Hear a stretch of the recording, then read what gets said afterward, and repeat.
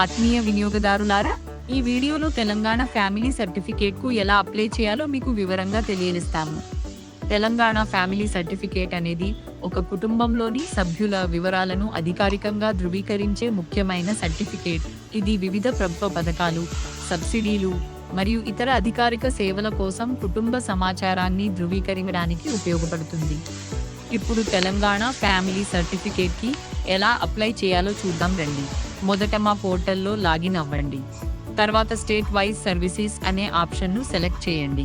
అందులో తెలంగాణపై క్లిక్ చేసి ఫ్యామిలీ సర్టిఫికేట్ అప్లై అనే ఆప్షన్ను సెలెక్ట్ చేయండి. తర్వాత అప్లికెంట్ నేమ్ ఎంటర్ చేయండి. ఆ తర్వాత మొబైల్ నంబర్ ఎంటర్ చేయండి. తర్వాత Aadhaar number, email ID, ration card number enter చేయండి. తర్వాత మీ అడ్రస్ ఎంటర్ చేయండి. అనంతరం అప్లికెంట్ యొక్క ఆధార్ ఫైల్ అప్లోడ్ చేయాలి. అలాగే రేషన్ కార్డ్ ఫైల్ కూడా అప్లోడ్ చేయండి.